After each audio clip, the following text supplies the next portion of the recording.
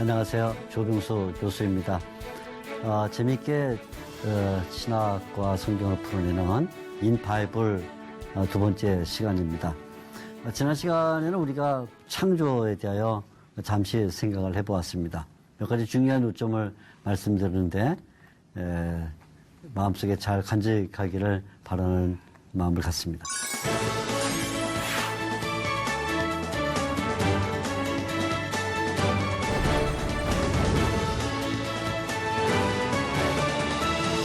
오늘은 성경의 큰 두 번째 주제인 타락에 대하여 생각을 해보려고 합니다.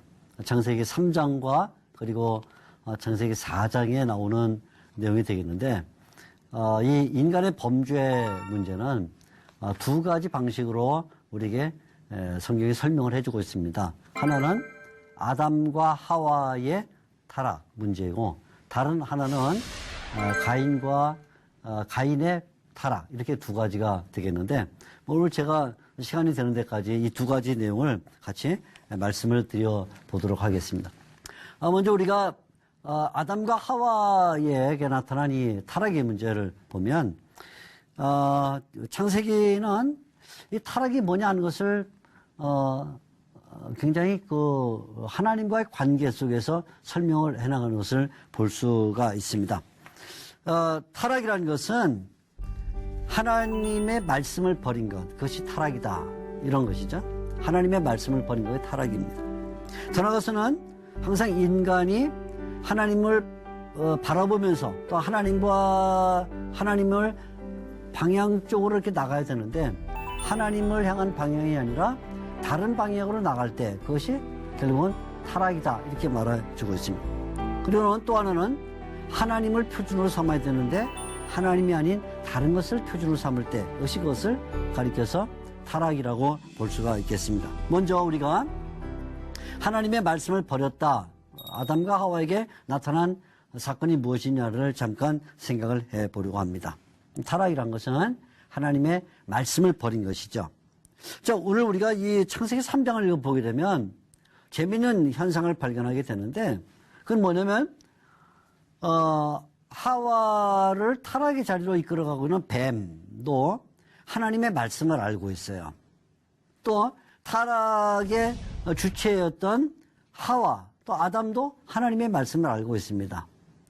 이 뱀이나 타락을 유혹하고 있는 또 타락의 자리에 들어가고 있는 하와가 하나님의 말씀을 전혀 몰랐다는 게 문제가 아니라 하나님의 말씀을 알고 있는데 그 말씀을 떠나가고 있다는 것이죠. 어떻게 떠나갔을까요? 뱀은 먼저 하나님의 말씀에 의심을 불러일으킵니다. 3장 1절을 보게 되면 뱀이 여자에게 이렇게 말합니다. 하나님이 참으로 너희에게 동산 모든 나무의 열매를 먹지 말라 말씀하셨느냐. 이 말은 단순한 질문인 것처럼 보이지만 하와에게 의심을 불러일으키는 것이죠. 하나님의 말씀에 대하여 의심해봐라 이런 요구입니다. 근데 바로 이 여자 하와는 뱀이 제기한 이 말을 들으면서 뱀이 제기한 의심에 반응을 하게 됐다는 것입니다. 이것이 문제죠. 타락이라는 것은 뭐냐? 하나님의 말씀에 절대적인 순종의 마음을 가져야 되는데 누군가가 그에 대하여 의심의 마음을 불어넣을 때 그 의심에 반응하게 되었다는 것입니다. 그래서 여자가 그렇게 말하죠. 3절에 동산 중앙에 있는 나무의 열매는 하나님의 말씀에 먹지도 말고 만지도 말라 이렇게 말합니다. 그래서 그 의심에 대하여 뱀의 의심에 대하여 여자가 반응을 했어요. 첫째, 타락의 문제는 하나님의 말씀에서 멀어지는 것이다 이런 말이죠. 두 번째는 항상 인간이 하나님을 방향 짚고 살아야 되는데 하나님의 편을 떠나서 다른 편으로 이동하는 것, 그것이 바로 타락이라는 말입니다. 그래서 타락은 뭐냐? 하나님의 편을 떠난 것이다 이렇게 볼 수 있습니다. 하나님께서 인간을 만드셨을 때 인간은 하나님과 그리고 만물 사이의 중간자로 만드셨습니다. 그러는 하나님의 형상으로 만들어진 인간이 결국 그 만물을 다스리도록 그렇게 만들었어요. 그래서 인간은 하나님과의 관계에서는 하나님의 형상이고 동물과의 관계에서는 그 동물들을 다스리는 이런 주체자가 되어진 것입니다. 그러니까 인간은 하나님과 만물의 중간에 있으면서 하나님의 형상으로 하나님을 늘 바라봐야 되고, 동시에 하나님의 형상을 갖고 있는 인간이 만물을 다스려 가야 되는 이런 입장이었는데, 그러면 인간은 항상 누구 쪽에 서야 되냐면 하나님 편에 서 있어야 되는 것이죠.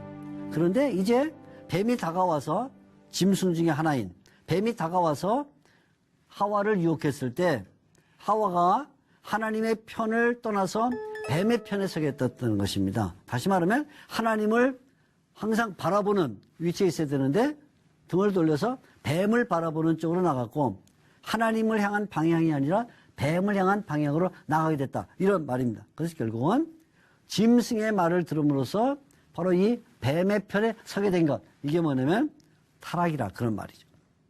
세 번째는 타락이란 뭐냐? 하나님의 표준을 잃어버린 것, 그것이 바로 타락입니다. 하나님을 표준으로 삼고 살아야 될 인간이 하나님이 아닌 다른 것을 표준으로 삼게 되었다, 그 말이죠. 이 선악을 알게 하는 나무와 관련해서는 창세기 2장 16절에 하나님께서 명령을 주셨어요. 선악을 알게 하는 나무의 열매를 먹지 말라 하고는 하나님이 명령을 줬습니다. 이게 2장 16절에 나오는 말씀입니다. 그런데 이 하와가 하나님의 명령을 표준으로 삼지 않고 자기의 감정, 자기의 의지 또는 자기의 욕망을 표준으로 삼았을 때, 그때부터 타락이 시작이 된 것입니다. 3장 6절 말씀 보게 되면 하나님의 명령을 떠나서 자기의 감정이 발동이 됐어요. 3장 6절에 이렇게 말하죠. 여자가 그 나무를 본즉, 이렇게 말합니다. 뭐냐면 이제는 하나님의 말씀이 표준이 아니라 자기의 감정이 표준이 됐다, 그런 말이 됩니다. 그래서 결국은 나무를 보면서 하나님의 말씀이 표준이 아니라 자기의 감정이 표준이 되는 순간부터 인식에 변화가 생겼습니다. 그 나무를 바라보는 마음의 변화가 생겼어요. 전에는 하나님의 말씀을 따라서 그 선악을 알게 하는 나무의 열매를 보았을 때 하나님의 명령 아래서 그 나무를 봤는데, 이제는 자기의 감정으로 그 나무를 보니까 나무가 다르게 보였다, 그 말입니다. 똑같은 사물이지만 무엇을 표준으로 삼아 보느냐에 따라서 이렇게 볼 수도 있고 저렇게 볼 수도 있는데, 하와에게 선악을 알게 하는 나무에 대한 새로운 마음이 생겼다고 말이에요. 타락의 마음이 생긴 것이죠. 인간의 감정을 표준으로 삼는 바로 그런 인식이 생겨났습니다. 이것이 뭐냐? 타락이라, 그런 말입니다. 그러니까 타락이라는 것은 하나님의 말씀을 버린 것, 또 하나님의 편을 떠난 것, 아니면 하나님을 표준 삼지 않게 된 것, 이것을 우리가 타락이라 이렇게 말을 하게 됩니다.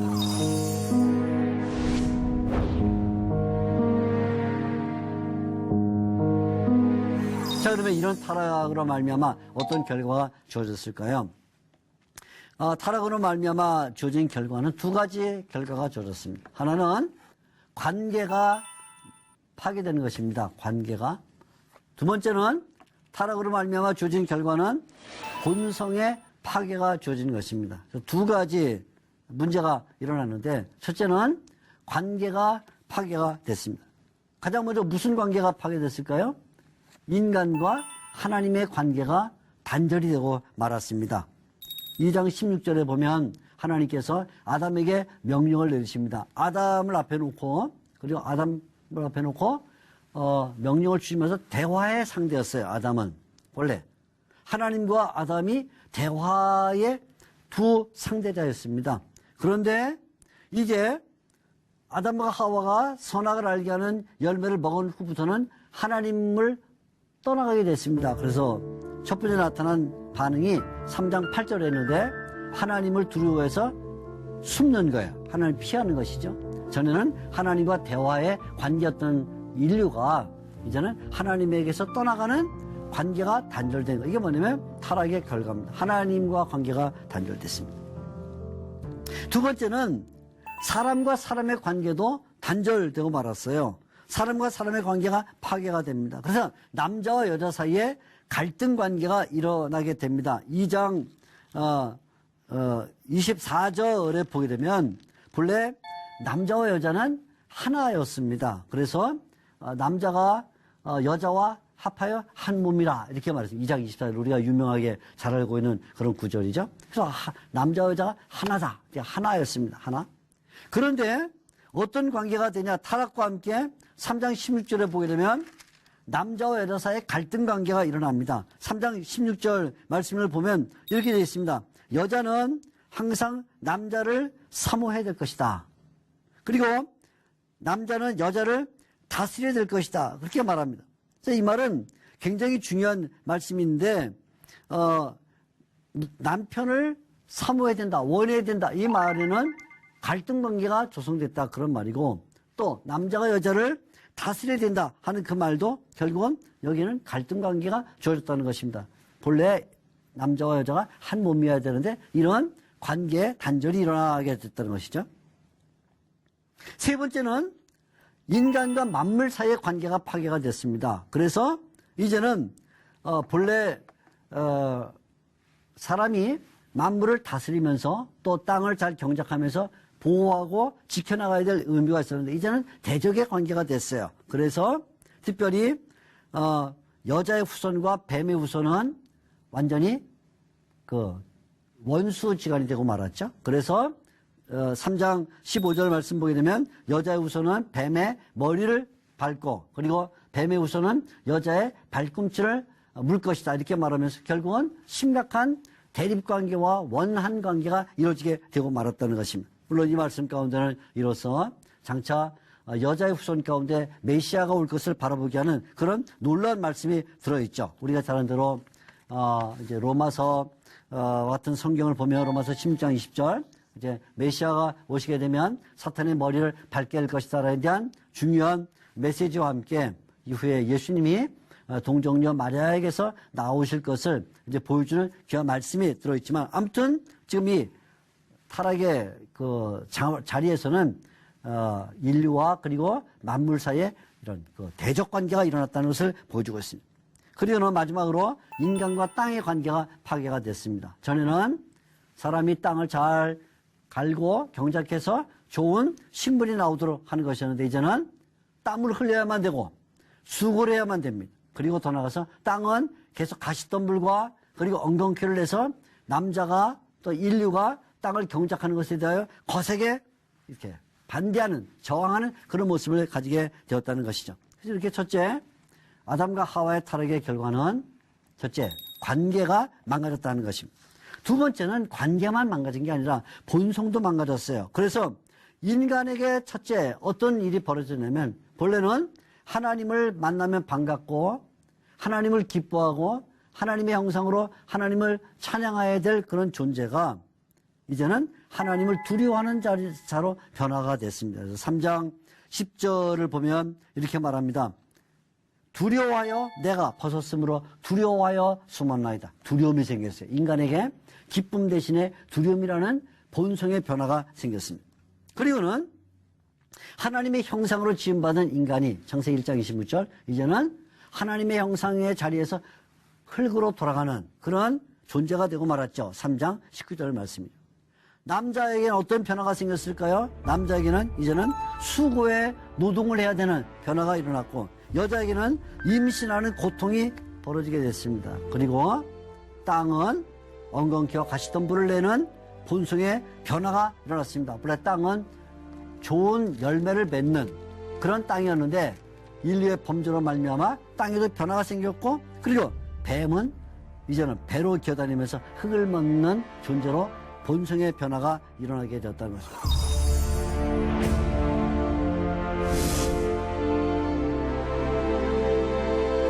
자, 우리가 이제 타락과 관련해서 한 가지를 더 말씀드리면 가인의 타락인데요. 이 가인의 타락은 창세기 4장에 나오고 있는데 매우 중요한 점을 우리에게 보여주고 있습니다. 자, 먼저 창세기 4장을 보게 되면 이제 아담과 하와가 타락한 이후에 자손을 얻는 이야기가 나오고 있죠. 그 첫 번째 얻은 자손이 가인입니다. 두 번째가 아벨이라 이렇게 말해주고 있습니다. 근데 우리가 이 가인과 아벨을 비교해 보게 되면 가인과 아벨에 대한 아담과 하와의 기대치가 나오는 것을 볼 수가 있습니다. 가인이라는 이름은 본래 그 뜻이 얻었다라는 뜻입니다. 얻었다. 그러니까 아마 아담과 하와가 가인을 낳고 난 다음에 가인을 보면서 우리가 이제 얻었다 이렇게 생각했겠죠. 뭔가 새로운 것이 생겼다. 앞으로 좋은 일이 있겠구나 라는 의미에 있어서 얻었다 그렇게 말했습니다. 그래서 창세기 4장 1절을 보게 되면 이런 말이 있습니다. 가인을 낳고 내가 여호와로 말미암아 등남하였다. 남자아이를 얻었다 그렇게 말합니다. 얻었습니다. 그러니까 뭔가 이제 새로운 전환점이 생겼다. 그리고 하나님으로 말미암아 얻었으니까 놀라운 일이 벌어질 것이다. 이런 기대감을 가지게 된 것이죠. 그래서 아담은 가인을 낳고 난 다음에 본래 자기에게 주어졌던 그 소유인 땅을 가인에게 물려줬습니다. 그래서 가인은 뭐냐? 가인은 땅을 맡은 사람이었습니다. 그래서 농사하는 자였다 이렇게 말하는, 이 농사하는 자라는 말은 땅을 맡은 자가 됐다 그런 말입니다. 아담이 가지고 있던 그 모든 사명을 가인이 그대로 받았다 그 말이에요. 그만큼 아담과 하와는 가인에 대해 굉장히 큰 기대를 갖고 있었던 것이죠. 근데 두 번째로 아벨을 낳았을 때 이름을 아벨이라고 지은 것은, 아벨이라는 이 말은 그냥 숨이다, 호흡이다 이런 뜻입니다. 우리가 보통 숨을 들이쉬었다가 내쉰다 할 때 호흡하죠. 할 때 바로 이 숨 또는 호흡이라는 뜻인데, 이 말은 때때로 어떤 뜻으로 쓰이냐면 허무하다 그런 뜻으로 쓰입니다. 그냥 뭐 숨 쉬는 거 뭐 별거 아니네 이런 뜻이죠. 그래서 가인을 낳고는 이름을 어둠이라고 짓고, 아벨을 낳고는 뭐 그냥 그런 애를 하나 낳았구나 라는 뜻으로 호흡 또는 헛됨이라는 의미를 우리가 이렇게 줘줬다 그 말이에요. 그래서 이 아벨이라는 뜻은 우리가 나중에 구약성경의 전도서나 그런 데 보게 되면 헛되다 그런 말이 나오는데 바로 그 단어와 동일한 단어입니다. 아벨, 헛되다 라는 말이죠. 그래서 아담과 하와는 아벨에게는 땅 전체를 맡기지 않고 동물 가운데 일부인 양만 맡겼어요. 그만큼 아벨에 대하여는 그렇게 큰 기대가 없었다 그런 말이 되겠죠. 그래서 아벨은 양을 맡아서 양치는 목자가 되었습니다. 자, 이렇게 우리가 금방 알 수 있죠? 가인과 아벨 사이에는 큰 차이가 있다는 것입니다. 근데 드디어 이 두 사람이 하나님 앞에 제사를 드리게 됐습니다. 제사를 드릴 때 바로 여기에 하나님께서 가인과 아벨의 제사를 보시면서 평가하는 장면이 나옵니다. 뭐라고 말하면, 가인의 제사를 보면서 하나님은 가인과 가인의 제사를 받지 않았다 그렇게 말합니다. 아벨을 보시면서는 아벨과 아벨의 제사를 받았다 그렇게 말합니다. 우리가 주의해야 될 것은 하나님이 가인의 제사를 받지 않았다, 아벨의 제사를 받지 않았다가 아니라 가인과 그의 제사를 받지 않았다. 그러니까 가인을 받지 않았다는 거예요. 가인을 받지 않으니까 당연히 가인의 제사를 받지 않은 것이죠. 아벨과 그의 제사를 받았다. 그 말은 아벨을 받았다는 거예요. 그러니까 아벨을 받으니까 당연히 하나님은 아벨의 제사를 받은 것이죠. 하나님은 가인을 받지 않았다, 아벨을 받았다 이렇게 말하고 있습니다. 뭔가 우리가 하나님께서 제사를 받지 않는데 원인이 제사 자체에 있다기보다는 또는 재물 자체에 있다기보다는 가인에게 문제가 있고 아벨에게 어떤 유익한 점이 있었다라고 바로 느끼게 만들죠. 그럼 무엇일까요? 자, 가인은 하나님 앞에 제사를 드릴 때 4장 3절에 이렇게 말합니다. 세월이 지난 후에, 이 말은 많은 시간이 지나간 후에라는 뜻입니다. 시간의 끝에, 날들의 끝에 많은 시간이 지나간 후에 하나님 앞에 제사를 드렸습니다. 이 말이 무엇을 뜻하고 있을까요? 하나님께서 아담과 하와에게 가인을 주셔서 얻었다라는 그 풍족한 감정을 느끼게 하고, 그래서 결국은 땅을 맡겨서 아담이 해야 될 사명을 맡기는 그런 기대치를 줬음에도 불구하고 가인은 자신이 농사한 것을 하나님 앞에 드리는 일에 있어서 첫 제물을 드린 것이 아니라 시간이 많이 지나간 다음에 그때서야 비로소 하나님 앞에 제물을 드렸다. 하나님이 가인의 마음을 보셨다 그거예요. 가인을 보셨습니다. 가인의 믿음을 보셨습니다. 반대로 아벨은 양치는 자였습니다. 분명히 그는 이름이 헛됨, 호흡이라는 뜻을 갖고 있고 부모로부터 그저 아주 작은 부분을 물려받아서 일하는 사람이었습니다. 양치는 목자였습니다. 그런데 아벨은 하나님 앞에 제사를 드릴 때 자기의 양의 첫 새끼를 드렸다 그렇게 말하고 있어요. 양의 첫 새끼. 그 말은 뭐냐면 양에게서 난 첫 번째 것을 드렸다. 금방 우리가 가인의 마음과 아벨의 마음을 대조해 볼 수 있죠. 가인은 하나님 앞에 자기의 농산물을 드릴 때 많은 시간이 지난 끝에 드렸고, 아벨은 자기에게 태어난 양의 새끼의 첫 새끼를 드렸다. 그래서 여기에 하나님은 가인을 보셨고 아벨을 보셨다는 거예요. 제물과 제사 이전에 가인의 마음과 아벨의 마음을 보신 것이죠. 그래서 이후에 성경은 바로 이 가인의 이 마음을 놓고 이것은 악한 자라 그렇게 말했습니다. 요한일서 3장 12절 말씀을 보게 되면 가인과 같이 하지 말라. 그는 악한 자에게 속하였다. 제사 이전에 가인은 악한 자에게 속하였고 그 아우를 죽였으니 어떤 이유로 죽였느냐? 자기의 행위는 악하기 때문이다. 그래. 악하다. 그래서 결국은 이 가인의 제사는 악한 제사였다 그 말이죠. 반대로 아벨의 제사는 어떨까요? 아벨의 제사는 히브리서 11장 4절에 이렇게 말합니다. 믿음으로 아벨은 가인보다 더 나은 제사를 하나님께 드림으로 의로운 자라 하시는 증거를 얻었다. 무슨 말입니까? 재물이 문제가 아니라 아벨은 의로운 자였다. 아까 우리가 본 요한 1서 3장 12절에 가인은 악한 자에게 속하였다 이렇게 말하고, 히브리서 11장 4절에 아벨은 의로운 자였다 이렇게 말하는데 그것이 뭔가요? 결국은 재물의 문제 이전에 하나님에 대한 관계의 문제에서 가인은 하나님과 긴밀한 관계를 갖지 않았고 아벨은 하나님에 대해 믿음의 관계를 가졌다 그런 말이에요. 그래서 악한 제사와 가인의 제사, 아벨의 제사는 믿음의 제사를 이렇게 되었다 그 말이에요. 자, 그러니까 우리는 이 가인과 가인의 타락에서 뭘 배우게 되냐면 결국 가인의 타락은 단순한 타락이 아니라 하나님과의 관계에서 일어난 타락이다 하는 것을 우리가 배울 수 있게 된다는 것입니다. 자, 우리는 이 가인과 아벨의 사건을 읽으면 늘 이런 질문을 던집니다. 가인이 아벨을 살인을 했습니다. 이제 더 이상 인류가 없죠. 그런데 가인이 이렇게 말을 합니다. 아벨을 살인한 다음 나를 만나는 자마다 나를 죽이겠나이다 이렇게 말합니다. 4장 14절에 나오는 말씀인데요. 나를 만나는 자마다 나를 죽이겠나이다. 그래서 많은 사람들이 묻습니다. 아벨이 살해되고 난 다음 이제 가인이 혼자 남았는데 도대체 누가 가인을 죽인다는 말이냐 이렇게 말합니다. 그런데 이 4장 14절의 말씀은 본래 이렇게 번역을 해야 됩니다. 나를 만나는 모든 것 이렇게 번역을 해야 됩니다. 나를 만나는 자라는 어떤 사람, 인격체만 염두에 두고 있는 것이 아니라 나를 만나는 모든 것.